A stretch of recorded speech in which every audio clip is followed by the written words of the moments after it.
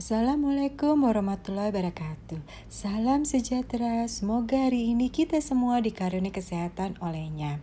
Hari ini dengan Niken Tantio Sudarmono di sini akan memberikan perbandingan hasil medical check up saya tertanggal 25 Agustus 2020 tahun lalu dibandingkan dengan medical check up saya tanggal 17 Maret 2021 tahun ini. Nah, apa saja yang saya lakukan selama periode itu? Saya melakukan diet loss 123 atau hidup sehat loss 123 dengan mengkonsumsi suplemen-suplemen yaitu vitamin D3, glutathione, probiotik, kolagen, omega 3, niacin, ashwagandha, magnesium, DIM, MCT, NAC, silimarin, resveratrol, mus support, candida support, kolik, dan green tea. Tapi sebelumnya saya akan memberikan suatu video yang menjadikan motivasi saya kenapa saya memberikan perbandingan hasil tes lab saya ini. Yuk kita dengarkan bersama. Halo guys, masih ingat dengan Dr. Tirawan, mantan Menteri Kesehatan? Berikut beberapa pernyataan yang lucu sekaligus ada benarnya. Yang pertama, masuk ke rumah sakit orangnya belum mati. Diobati beberapa bulan kemudian mati. Coba kamu pikirkan ini, diobati hingga sembuh atau diobati hingga mati? Yang kedua, diabetes. Mula-mula 1 tanda plus, selama 10 tahun pengobatan berubah menjadi 4 tanda plus. Coba kamu katakan, setelah pengobatan jadi ringan atau tambah berat?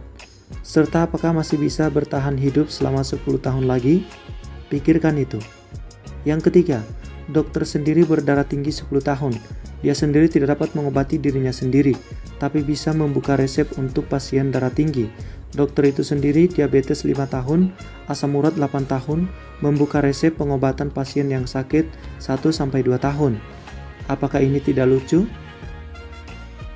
Yang keempat, gedung rumah sakit makin dibangun makin besar, pasien sakit makin hari makin banyak. Apabila dokter benar-benar dapat menyembuhkan pasien, seharusnya pasien makin hari makin sedikit. Bukankah itu yang logis?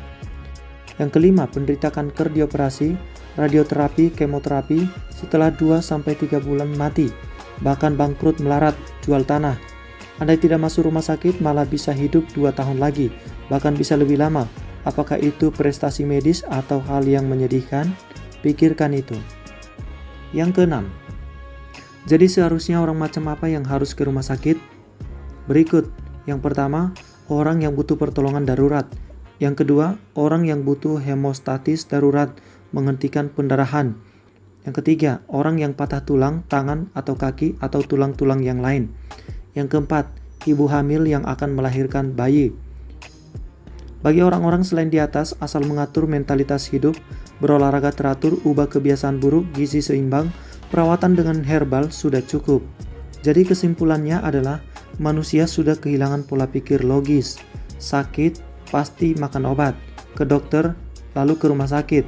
Akibatnya, jual rumah, jual tanah, pinjam uang, diobati hingga sampai mati. Apa hasilnya? Penderitaan.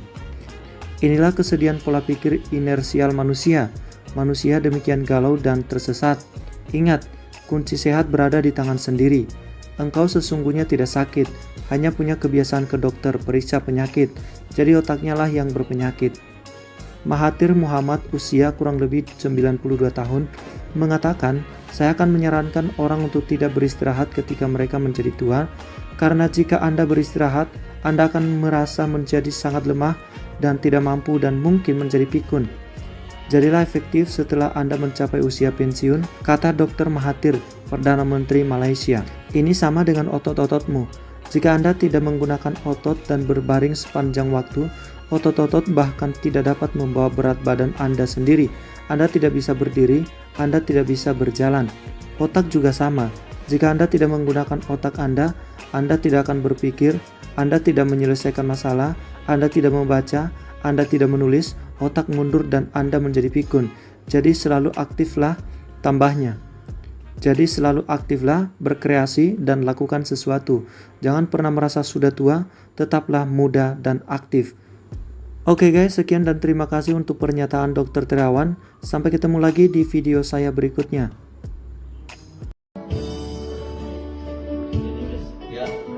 Tuhan pasti yang terbaik, walau kadang tak mudah dimengerti. Lewati cobaan, ku tetap percaya waktu Tuhan pasti yang terbaik. Menarik sekali kan? Nah, berkat video ini saya ingin membuktikan kehebatan Law 123 dengan tujuan autophagy. Yuk kita lihat bersama hasil GPT level saya di mana tahun 2020 saya punya 36 di mana batas range normal adalah 34, sedangkan tahun ini saya mendapatkan nilai 7, berarti saya masih di batas normal. Alhamdulillah. Lalu dengan GOT level saya di mana tahun 2020 saya memiliki nilai 57 di mana batas normal adalah 27, tahun ini nilai saya 16, kembali menjadi normal. Alhamdulillah. Dan gamma GT level saya yang tadinya saya mendapatkan nilai 75 di mana batas range normal adalah 39, kali ini saya mendapatkan nilai 19, lagi-lagi normal. Alhamdulillah, puji syukur Tuhan.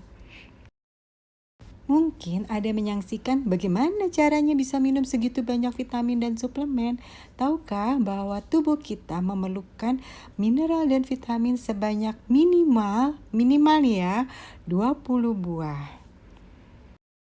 Betul sekali, dari bahan alami itu sangat baik, bahkan lebih baik dari suplemen.